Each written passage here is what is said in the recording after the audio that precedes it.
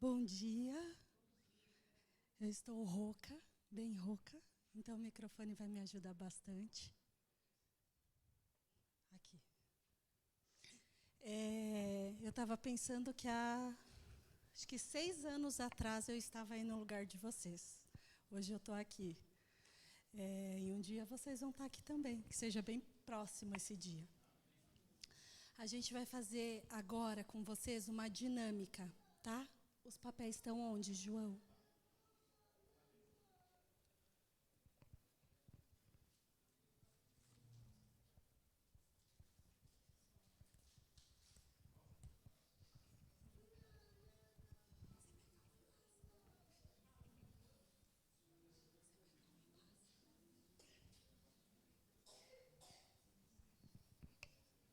Eu tenho um grudinho, gente. Pode vir. Vem. Vem.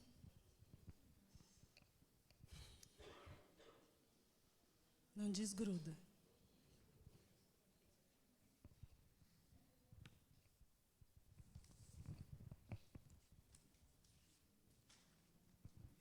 Todo mundo pegou? Já?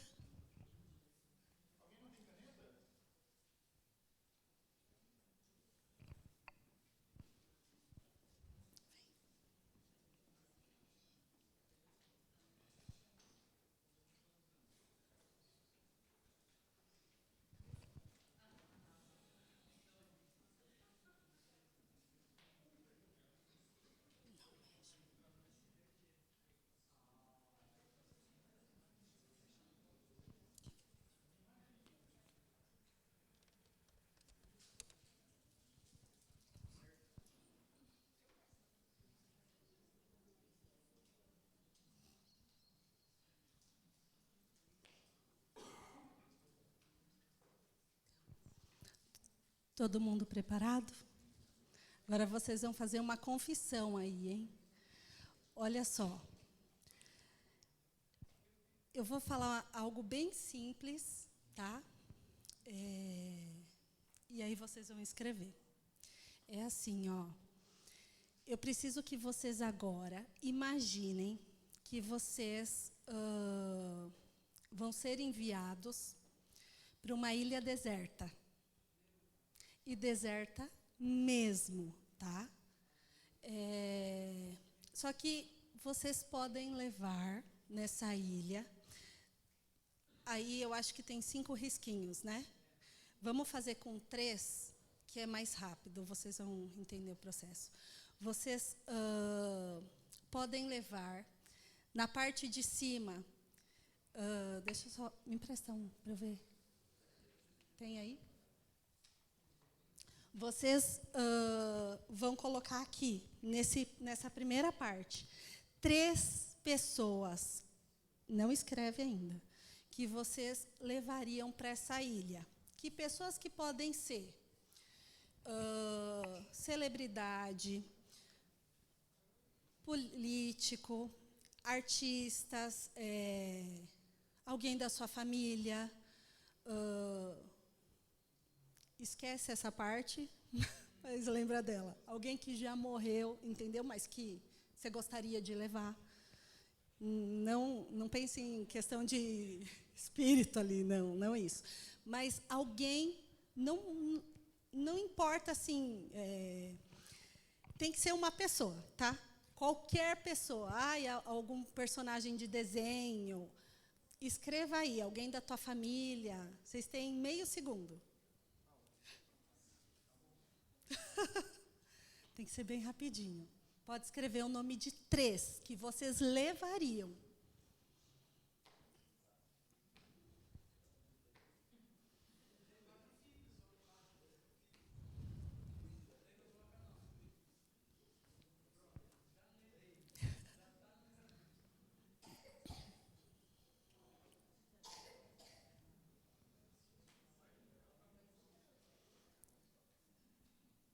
Não tenta ficar olhando do coleguinha.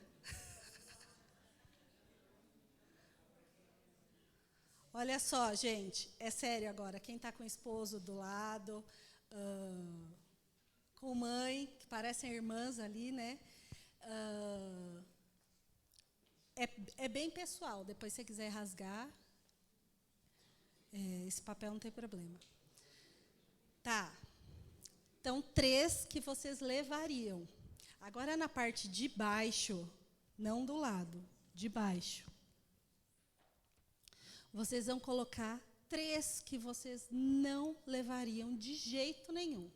Alguém da família, alguém da televisão, do meio artístico, do mesmo jeito, mas alguém que vocês não levariam.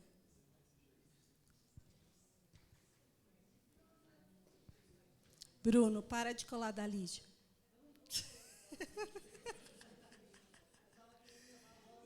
Né, Lígia?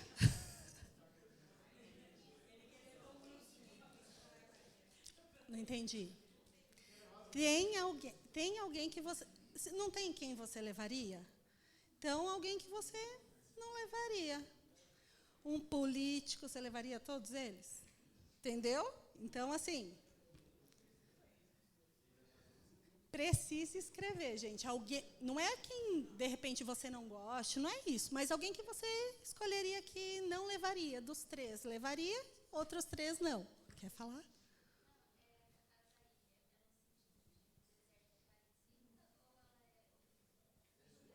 É a sua ilha. Vai ser sua casa ali. 3 pessoas que você quer que esteja com você e 3 você vai escolher para não estar. Então, tem 6. 3 escolhe e 3 não.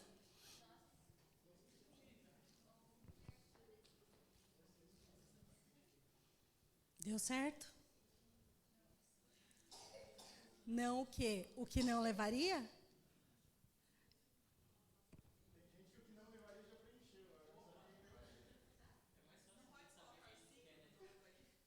Pode, não tem problema, pode. Eu falei 3 para ser mais rápido, entendeu? Mas a gente faz geralmente com 5.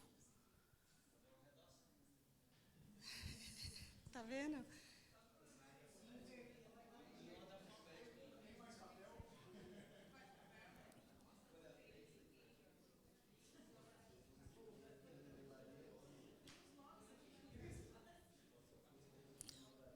Deu certo? Estou vendo a gente escrevendo ainda.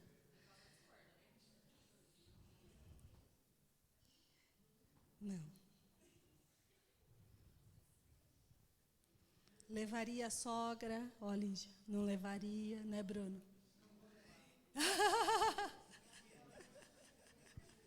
Por isso que eu falei, não mostra o papel.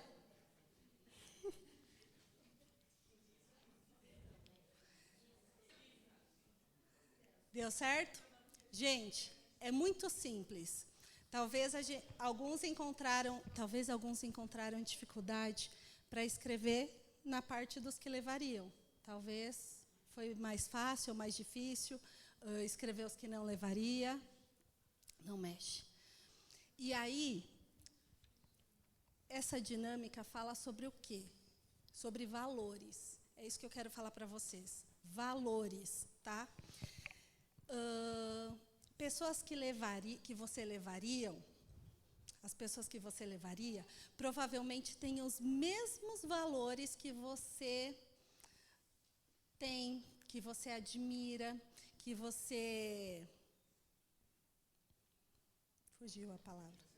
Que você sente a necessidade de ter perto de você, talvez você não tenha, mas é algo que você gosta nessa pessoa, tá? E a pessoa que não levaria, ao contrário disso. Gente, e quando a gente fala de valores, a gente consegue entender assim, Falcão, o relógio não está aqui, então hã? Então nem traz. Então, assim, ó, quando a gente olha para as pessoas que a gente não levaria, a gente encontra aqui, não pessoas que a gente não goste, que a gente tem essa mania de falar, não gosto de fulano, e ontem a gente estava falando disso em casa. A gente não gosta, não é da pessoa, mas a gente não gosta de atitudes que aquela pessoa tem. Por quê? Aquela atitude daquela pessoa infringe algum valor que para você é muito forte. Tá? Vamos dar um exemplo. Ah, eu tenho um valor muito forte que é a organização. Eu gosto das coisas organizadas. O Emanuel comeu o chocolate ali e o papel ficou ali em cima. Eu falei, gente, mas ninguém comeu o papel dele. Está aqui, eu preciso pôr dentro da bolsa para não ficar feio. Então, assim, meu guarda-roupa, nosso guarda-roupa é extremamente organizado. Eu gosto de separar, tipo, por cor, por tipo. Você entendeu? Isso, tipo, não é uma neura. Hã? Tem coisa que, como a gente se muda muito, igual roupa de inverno, jaquetas, toma muito espaço, então guardo tudo em saco, depois quando é o inverno, tira. Então, assim, organização é o meu valor. Quer me ver louca quando eu vejo que o João usou alguma camiseta e dobrou lá e deixou de qualquer jeito. Né? Então, gente, eu esqueci de me apresentar. Meu nome é Paula, eu sou esposa do pastor Falu, tá? E mãe do Emanuel. Então, isso é um valor. Organização. Eu vou falar outro que para mim também é muito forte: justiça. Eu não consigo conviver com injustiça, com mentira. Então, qual que é o valor? Verdade, entende? E tem muitas, melhor você não descobrir. E aí, o que acontece? Se eu vejo injustiça, a gente está aqui no meio de igreja, vamos falar nisso. Teve uma situação na igreja que eu vi que uma pessoa foi muito injusta com a outra. E a gente almoçando na mesa, a gente viu o que tinha acontecido, ficou sabendo, o João do meu lado. Eu comecei a chorar, eu falei assim, eu não acredito, como que isso acontece? Então, assim, quem me conhece bem de perto sabe, eu sou muito brava. Então, assim, a hora que eu vejo alguma injustiça, eu fico revoltada, isso me corrói, entende? Então, assim, quem eu não levaria?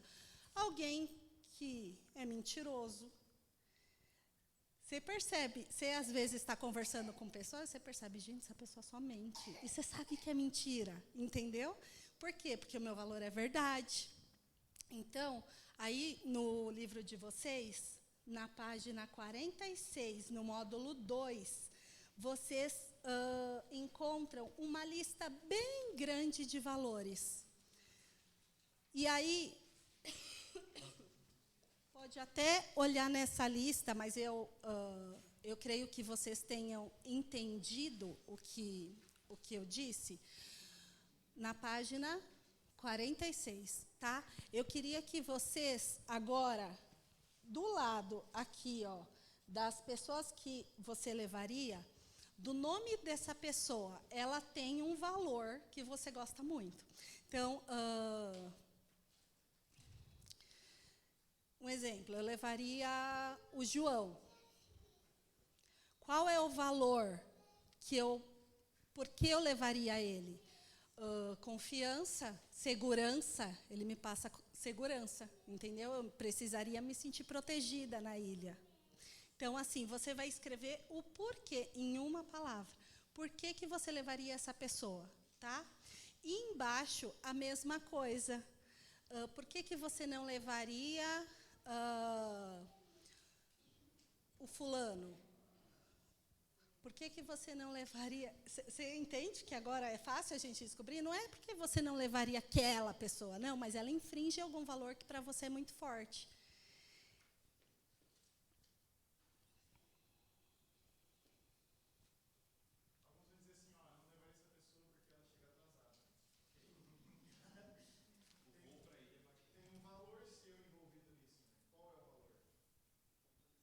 Pontualidade.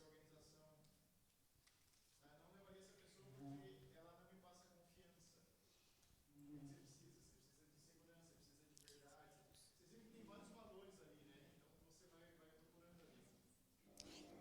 sei.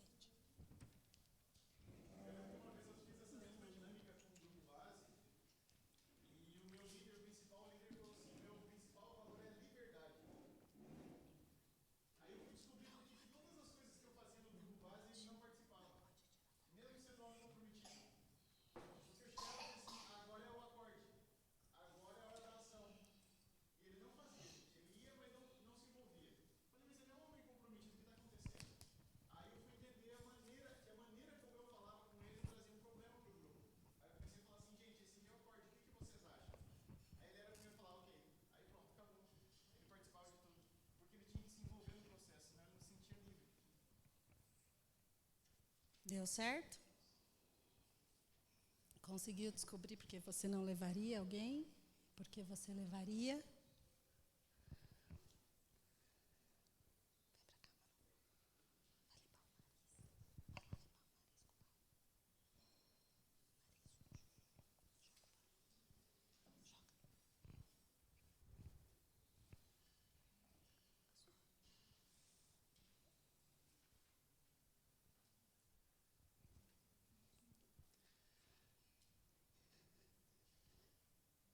Gente, parece bobo, mas vocês vão entender. Depois vocês olhem essa lista de valores que tem aí na página 44. E aí vocês vão entender por que vocês têm ranço de várias pessoas ou de algumas, entende? Porque ela infringe algum valor. Ela infringe algum valor que para você é muito forte. Ou por que você se identifica tanto com alguém? Porque ela tem valores que para você é muito forte. E quando quem não conseguiu terminar e quiser terminar depois, bem tranquilo, tá? E quando vocês olham para essa lista de valores, vocês vão encontrar vários valores que vocês também têm e não sabiam, de repente, nomear, tá? Na página 44, na página 45 e na página 44, tá?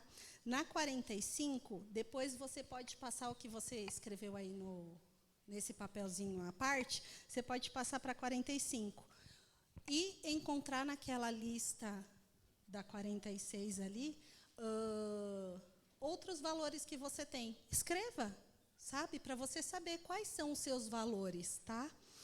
E aí, depois, na 44, você vai preencher aquelas duas... uma é uma atividade e outra é para fazer uma pergunta, né? Na 44. Como classificar valores pessoais. Então, vocês vão fazer uma frase que resume os valores da sua vida. Isso depois, tá? Mas é legal você fazer. E, na 44 ainda, que valores devem nortear a vida da nossa igreja.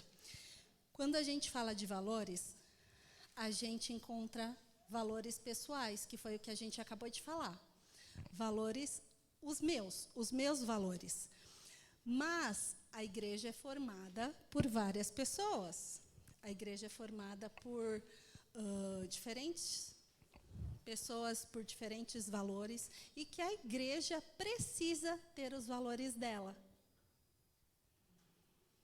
A igreja também tem os seus valores. Quando a gente vai lá para a página 48, daí, a gente encontra os valores da igreja. Que é o quê? Por favor. Que é cuidado, batismos, que tem que ser uma igreja que planta igrejas, que envia missionários, uma igreja de oração,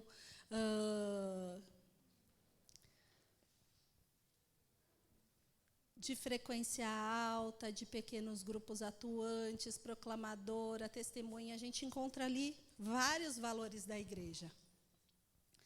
Mas sabe que juntando esses valores da igreja, junto com os nossos valores, que a gente consegue cumprir a missão. E quando a gente fala em missão, quando a gente fala em missão, eu não sei se vocês já se perguntaram qual é a sua missão. E você ali, esqueci seu nome, não vou lembrar. Mas você falou ali que você descobriu isso orando. O que Deus estava te pedindo? Para ser uma mulher de oração. Isso Deus pede para todos nós, para que a gente seja pessoas de oração. Mas qual que é a sua missão? Qual que é a missão coletiva? E sabe que quando a gente, na Bíblia, a gente vai lá para João 4, do 5 ao 38. Se você quiser abrir, é João 4, do 5 ao 38. a gente encontra uma história muito conhecida por nós. A gente encontra uma história muito conhecida por nós, que é a história do encontro de Jesus com a mulher samaritana. Sabe que essa história resume muito bem o que é missão. Porque missão é reino de Deus em primeiro lugar. Antes de comida, antes de bebida e antes dos seus próprios sentimentos. Antes de você. E quando a gente olha para essa história do encontro de Jesus com a mulher samaritana, a gente vê que os discípulos foram para onde? Foram procurar o quê? Comida. E Jesus não. Será que ele estava com fome? Ah, estava. Claro que estava. Se os discípulos estavam caminhando há dias, sei lá quanto tempo, mas Jesus, ele faz o quê? Ele sabe que ele tem uma missão e ele sabe que naquele lugar ele precisava ter um encontro com aquela mulher. E aí,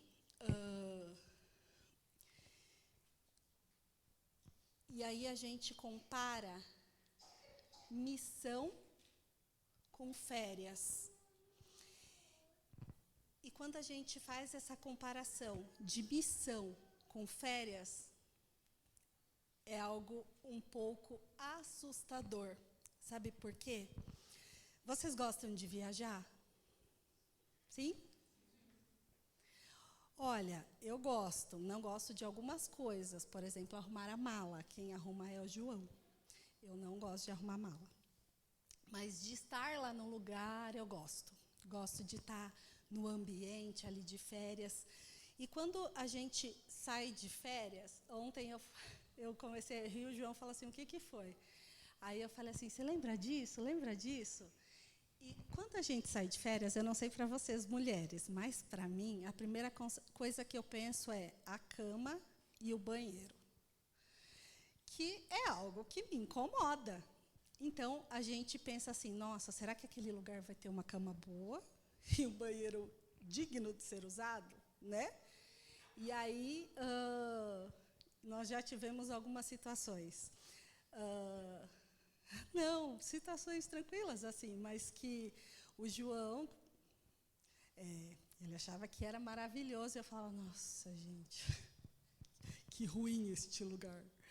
E aí, eu lembrei ontem, eu falei, você lembra naquele quarto? A gente viajou para a África do Sul. Acho que foi em 2017. De 2017 para 2018. E a gente ficou num hotel, assim, tipo, bem no meio da savana, né? E foi caro, bem caro, e era um hotel, assim, era chique, mas não chique de coisas finas. Era um hotel diferente. E a hora que eu entrei naquele quarto, eu falei, meu Deus do céu, eu me sentia entrando em 1700 e alguma coisa. Porque, assim, em cima da cama tinha aquele voal, sabe? Por causa dos mosquitos. Esqueci o nome do mosquito de lá. Malária. E aí, eu falei, gente, que horror, eu não vou conseguir dormir na cama com esse negócio. E aí a gente vai no banheiro, tem aquelas banheiras antiguíssimas, não sei se vocês se lembram, que tinha até umas voltinhas, assim, que hoje está na moda, mas assim, falei, que horror. Então, assim, a gente, quando está de férias, a gente quer o melhor lugar, a gente quer o melhor ambiente, a gente quer ser servido, certo? E aí, quando a gente está de férias, a gente tem algumas atitudes boas de quero relaxar, né? Sabe que no Havaí é uma ilha, né? E ela foi marcada por um evento extremamente triste que aconteceu há muitos anos atrás, que foi o ataque da base naval norte-americana de Pearl Harbor. E se você conhece essa história, você sabe que é uma história triste e é uma história devastadora. 1941. E sabe que o ataque nessa ilha foi o que iniciou ali a Segunda Guerra Mundial, né? A base naval foi atacada por 353 aviões japoneses. Todos os 8 navios de guerra americanos foram danificados e 4 deles afundaram. Gente, quem era mais forte, os japoneses ou os americanos? Lógico que os americanos. Mas quem que tinha mais foco, mais força? Os japoneses. Sabe que dessa história, desse ataque, a gente tira 3 coisas. O primeiro deles é o foco dos japoneses. Por quê? A história diz que mesmo depois dos ataques com bombas atômicas, os japoneses não paravam. E eles estavam focados em concluir a missão que eles tinham. Os civis, os soldados, liderados pelos seus comandantes, estavam decididos a continuar. Os japoneses estavam dispostos a morrer pelo seu país. Tanto que as estratégias de ataques japoneses eram marcados por ataques suicidas. Eles tinham aviões suicidas.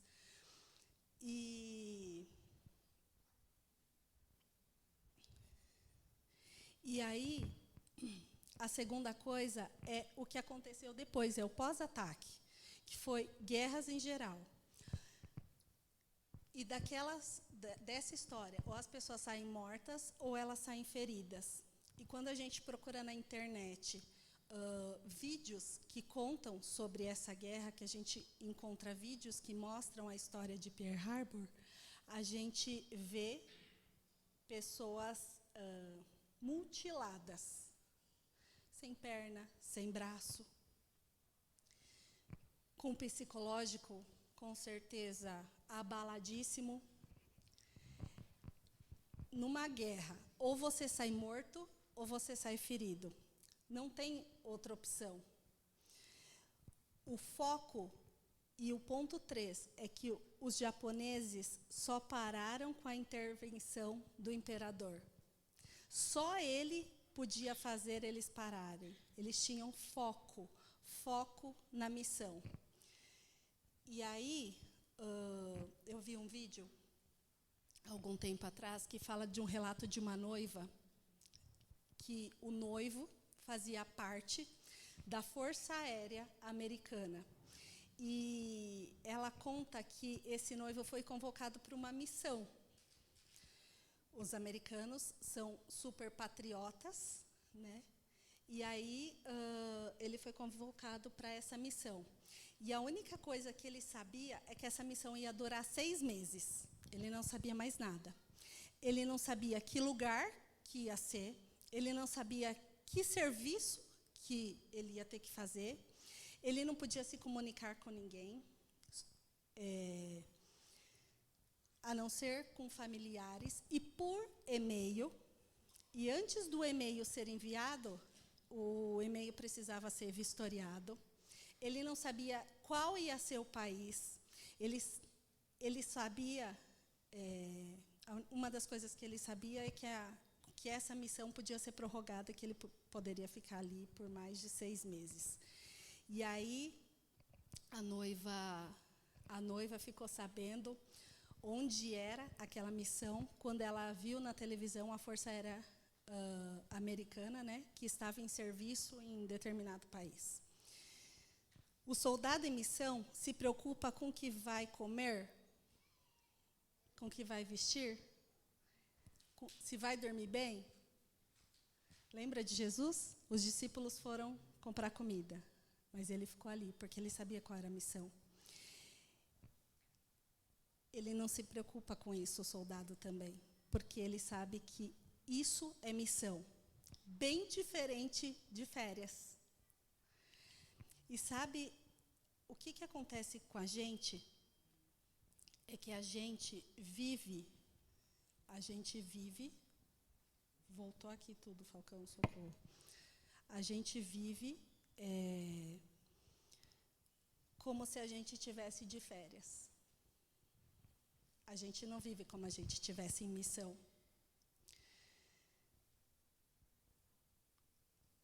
A gente não foi chamado, cada um de vocês que está aqui hoje, não foi chamado pelo pastor Falcão, pelo pastor Luiz, pelo pastor Paulo, para estar de férias. Vocês foram chamados para uma missão. E a missão de plantio de igreja é pesada, não é leve. É bem pesada. Porque poderia ter outras pessoas ocupando aqui esses lugares. E por que elas não estão aqui? É pesado. Talvez você tivesse muitos compromissos nessa manhã. Outras atividades, talvez bem mais interessantes do que estar aqui me ouvindo, por exemplo. Mas você está aqui. E você está aqui porque o Espírito Santo colocou você aqui. O nosso mundo não é entretenimento, não é brincadeira. A gente precisa saber que a gente não está de férias. E vocês precisam entender e anotar isso. E quando eu ouvi isso, e a Maria também ouviu, isso mexeu assim muito comigo. E não sai da minha cabeça. A gente vive, gente, o tempo inteiro, e eu estou falando em questão de igreja, a gente vive o tempo inteiro como a gente estivesse de férias. A gente quer a melhor igreja. A gente quer os melhores irmãos de igreja, porque se ele não for legal, eu já excluo ele do meu grupo.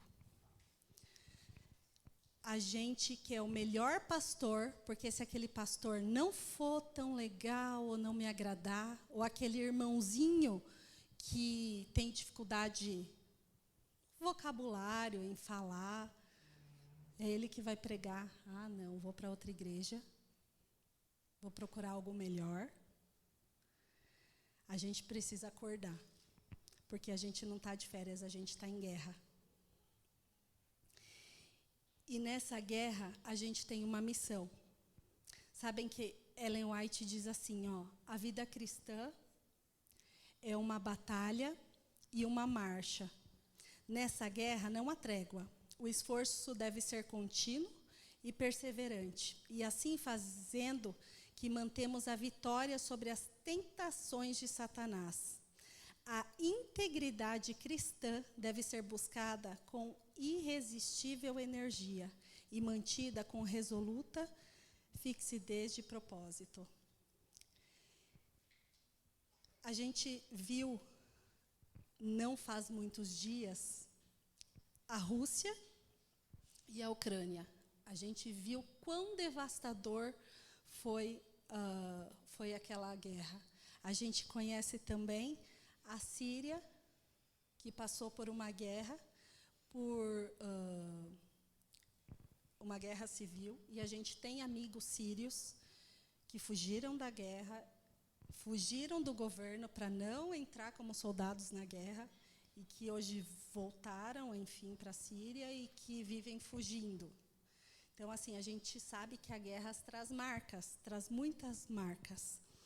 E aí, assim como as marcas que eu falei lá de Pearl Harbor, na guerra, ou a gente morre ou a gente sai ferido. Sabe que nós temos uma amiga do distrito, a Poli, que ela, logo que a gente chegou aqui, ela descobriu que ela estava com o bicho do porco na cabeça. Nunca comeu carne de porco. Aqui, ela adquiriu isso por causa de verduras, vegetais. E metade do corpo dela fica o tempo inteiro em formigamento, tá? Então, ela é dentista, o esposo também é dentista, e ela não se sente segura em continuar a profissão e nem fazer várias atividades em casa, porque é bem a parte direita do corpo. Então, assim, ela pode se cortar, porque o corpo fica o tempo inteiro formigando, então, está mexendo com alguma coisa, se corta. Então, ela se sente bem segura. E faz alguns dias, 1 mês e meio, 2 meses mais ou menos, que ela começou ela já foi para o Cevis, enfim, e ela começou a sentir outras coisas e foi para o hospital.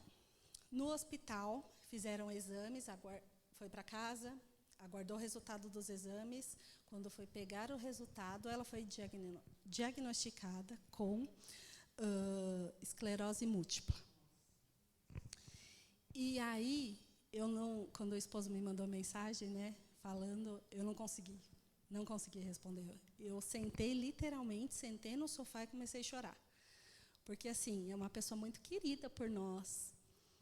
E é uma família muito dedicada, comprometida, missionária, sabe? Então, isso dói.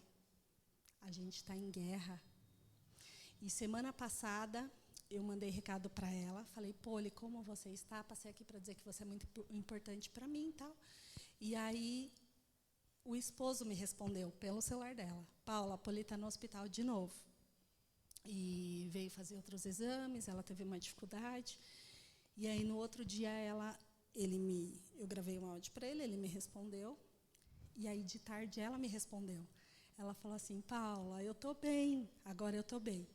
E aí ela falou assim, eu trouxe minha mala cheia de livros missionários.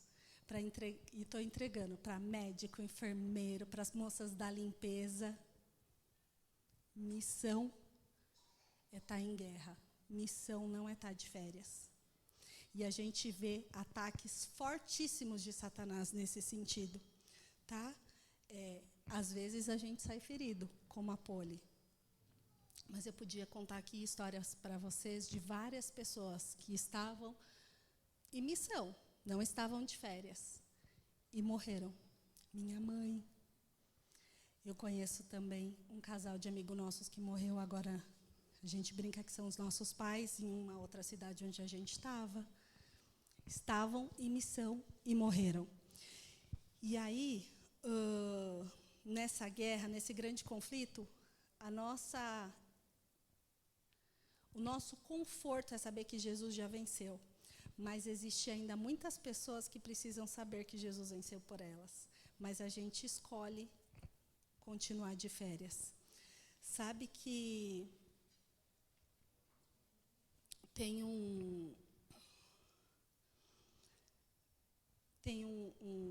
uma postagem na internet que pergunta para ele assim, por que você gosta de viajar tanto? Aí a pessoa responde assim, sabe por quê? Porque eu não quero ver essa menininha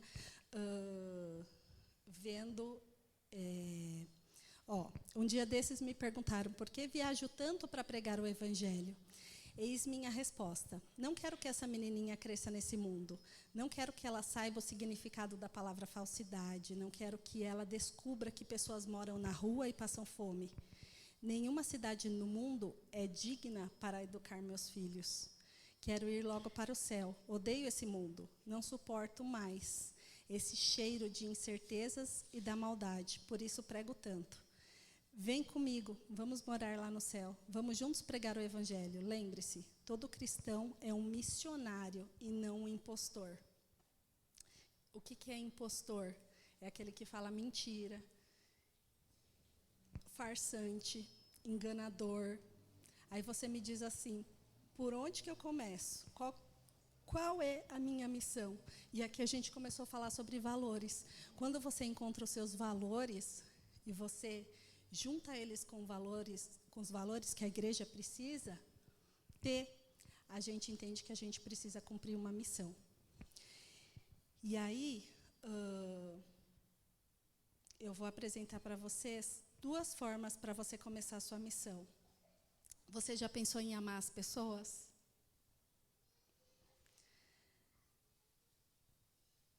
Ligar para alguém. Sabe que essa semana o João me falou algo também. Eu falei assim, olha, eu tenho feito a minha parte. É muito difícil sair de casa com o Emanuel. Então, se eu estou aqui, mas ele tem que estar lá fora. E geralmente a Maria, o Falcão, que está ali sempre com a gente, tipo, ajudando nesse sentido. Porque ele não vai com qualquer pessoa, ele vai com eles 2 ali. Mas é muito difícil ele ir com alguém. Então, eu faço o quê? Eu mando mensagem. E o João sabe que eu mando mensagem para várias pessoas, como você está, eu sei que você está doente, o que aconteceu. Então, assim, a gente precisa entender qual é a nossa missão. E a gente fala na missão no coletivo, que todo mundo responde, pregar o evangelho. Tá. E no pessoal, qual é a sua missão? Cada um tem uma, não é a mesma. E aí, a gente não pode confundir o que é a nossa missão e o que é a missão do Espírito Santo. A nossa é amar. A do Espírito Santo é converter. É bem diferente. E aí, a gente tem a certeza de que doutrina não convence ninguém. E quando a gente fala, e já passei um tempão ali, e quando a gente fala de igreja, vou falar isso porque vocês já estão entendendo esse contexto. Quando a gente fala de igreja tradicional, a gente entende que, por exemplo, um estudo bíblico é doutrinar alguém. E o teu esposo, jamais ele vai numa igreja tradicional. E assim como o teu esposo, tem muitas outras pessoas que não vai. E por que vocês estão aqui? Para plantar a igreja adventista de verdade. Sabe? Igreja adventista sem tradição. Jesus veio para quebrar muitas tradições. Tradições que atrapalhavam a pregação, o encontro com ele. A gente não leu, mas eu falei ali, vocês podem ler em casa. O encontro com a mulher samaritana foi quebrar uma tradição. Ela questionou ele. Ela falou para ele, tá, mas como assim um homem vir falar comigo? Então, ela questionou ele. Então, Jesus veio para quebrar muitas tradições. E vocês estão aqui também para isso. Não coisas que vocês, de repente, acham que é certo ou não. Mas a gente sempre ouviu isso do pastor Alex Palmeira. A gente está aqui nesse processo. E eu não digo que é um programa isso. Isso é um estilo de vida. Tá? A gente está para plantar no coração de pessoas, através do Espírito Santo, a igreja adventista de verdade. Onde tudo começou. Plantar igrejas adventistas. Ninguém vai plantar aqui outro tipo de igreja. Não, é igreja adventista. Tá? E aí, a gente sabe que o evangelho é vida prática e não teoria decorada. A gente precisa viver esse evangelho na prática. Amar, não esqueçam disso, amar sem obedecer é mornidão. Obedecer sem amor é legalismo. A gente precisa obedecer. E a gente não está plantando igrejas liberais, mas a gente está plantando igrejas que fazem sentido. Coisas que não vão afetar as doutrinas, coisas que não vão afetar o próprio Cristo. Né? Porque talvez alguém fale assim para você, nossa, mas você frequenta aquela Reset? Reset? Restart. Start? Tá, Start. Nossa, mas lá o pessoal vai assim, vai assado, eles cantam assim, cantam assado. São muito liberal, muito isso. Gente, convicção. Vocês precisam ter essa convicção. E eu termino, já era para ter terminado faz tempo, e eu termino falando para vocês um verso que a Maria fez numa meditação dela,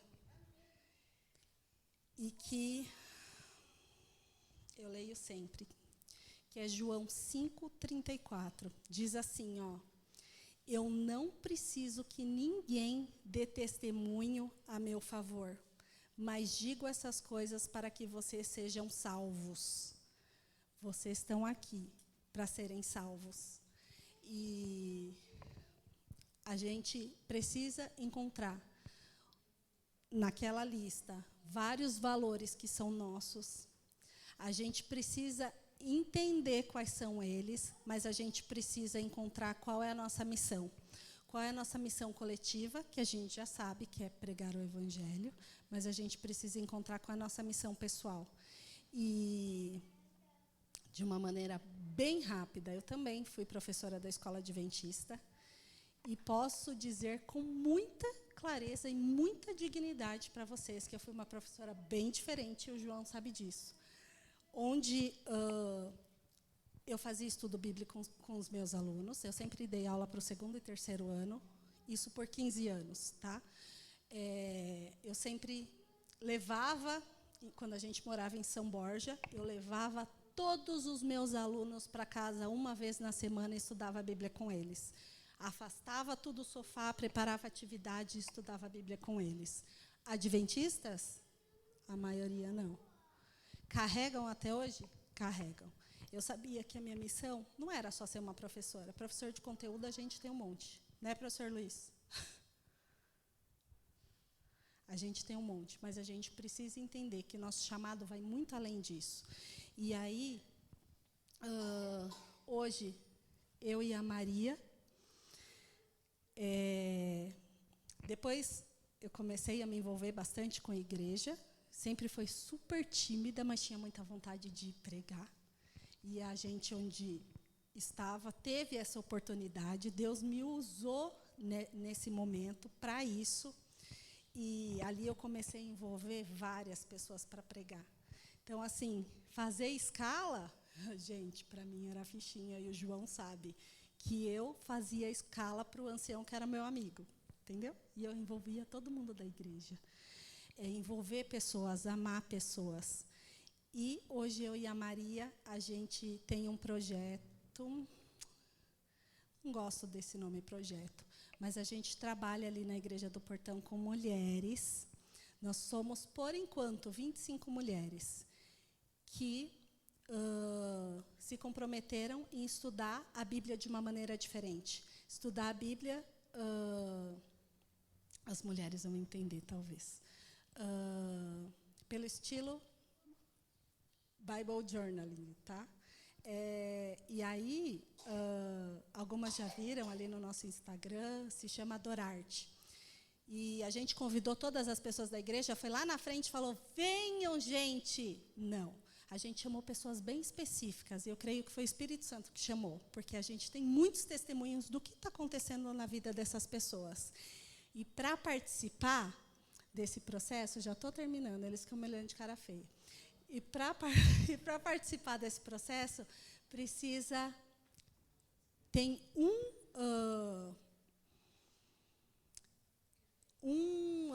como é a palavra? Não é item. Um requisito primordial. Você precisa fazer a mesma coisa com alguém. E elas se comprometeram. E amanhã, foram 3 encontros, e amanhã é nosso último encontro, onde elas vão receber a Bíblia para estudar com outras pessoas. Teve gente que vai estudar com 1, teve gente que vai estudar com 2, tem gente que vai estudar com 3. E nisso, serão, pela soma, 36 pessoas estudando a Bíblia. Uma maneira diferente. Você precisa encontrar qual é a sua. Então, fazer parte desse processo de plantio é importante? Mas você precisa entender que, além desse processo do plantio, você tem a sua missão e o seu chamado pessoal, que está baseado nos seus valores, Emanuel, que está baseado nos seus valores e está baseado nos valores da igreja. Então, que Deus te use, que Deus continue nos usando para que a gente plante igreja adventista de verdade, onde vai alcançar pessoas para o reino de Deus.